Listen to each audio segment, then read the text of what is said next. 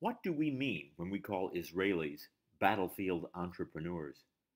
How do lessons learned in the Israeli military translate to the business world? Let's consider a wartime example. The 1973 Yom Kippur War. Israel was caught off guard in the Arab attack that year, definitely unprepared. Israeli tanks were getting hit by an anti-tank missile called the Sagar. It was guided by a wire and a red light and was proving to be a deadly foe. Necessity being the mother of invention, Israeli tank commanders quickly improvised a new tactic. They would zigzag and fire randomly at the shooter. The dust kicked up so obscured the line of sight, it wasn't long before the Sagar missile was rendered completely ineffective.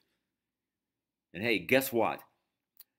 The best improvisation doesn't happen from the top down. It happens from the bottom up.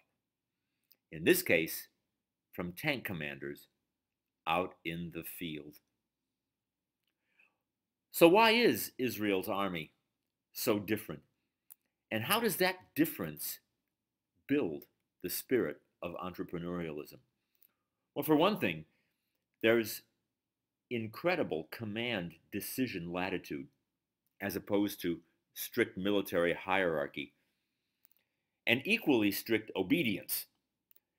Think about it. Obedience may keep things in ship-shape condition, but that doesn't foster independent thinking or improvisational skills. In the IDF, the Israeli Defense Force, there's a downward delegation of responsibility.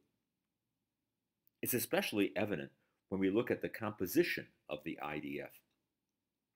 It's understaffed at senior levels. There aren't that many colonels or lieutenants. There just aren't that many senior officers. In fact, many company commanders are barely more than kids. They're shouldering an enormous responsibility. And they're just out of high school. And they learn fast that they need to find creative solutions for complex situations. That's the bottom line. What about our own country? How many college juniors have that level of maturity or can take on that kind of responsibility? In Israel, even sergeants are privy to classified military secrets. That's amazing. Israel is, of course, faced with multiple challenges. And somebody said it's missing 4 generals: general territory, general manpower, general time. As anybody who's lived there can tell you, it's a country in a hurry, and a general budget. The military manpower deficit is obvious, and it's addressed via the reserves, called in Hebrew miluim. It's a very important word, miluim. Israeli men, upon discharge from regular service, do about a month of reserve duty every year until they are middle-aged. Israel's military is in fact dominated by the reserves, something that's never been tried before in any country. But as with so much in Israel, there's just no choice. It's said that rank in the IDF is virtually meaningless. A private will correct a general, and forget about salutes. Soldiers are defined not so much by their rank as by what they're good at.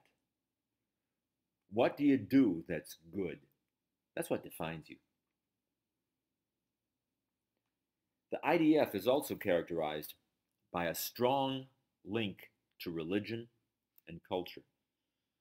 It's obviously no shame to be Jewish in the Israeli military.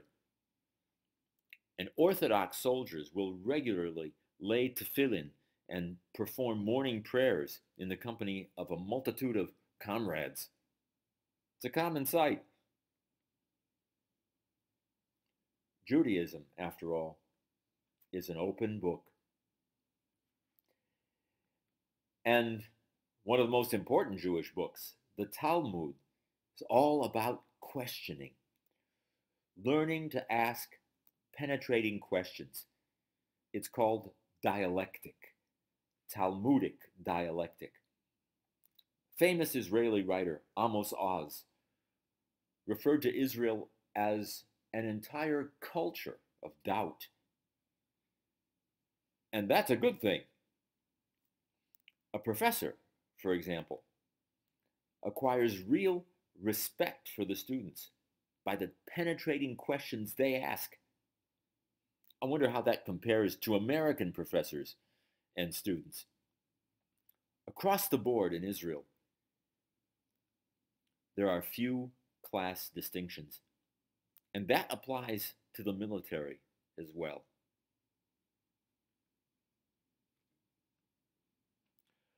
What are some of the keys to leadership that we can glean from looking at the Israeli military? For one thing, soldiers learn to place confidence in their commanders, and the commanders have to earn that confidence. Even senior officers are challenged all the time. Is that kind of insubordination a good thing? Bearing that in mind, the IDF is more consensual than the American Army. That may seem a bit odd, since the IDF is built on conscription as opposed to the American all-volunteer force. We might think of it as similar to the Continental Army back in the days of George Washington. Even the rank of general doesn't mean all that much. And while conscription is universal, Israel's soldiers are there out of their own volition, out of their own free will. Bottom line, the IDF is a people's army. How does it measure value? Well, it's all about assertiveness as opposed to insolence. And let's not confuse the two. Not insolence, but assertiveness. It's about critical, independent thinking as opposed to what some might call insubordination. It's about ambition and vision as opposed to what some might call arrogance. How do all of these character traits translate into creating a world-class corps of engineers able to foment revolutions in entrepreneurialism? And, of course, beat the economic odds. Just stay tuned.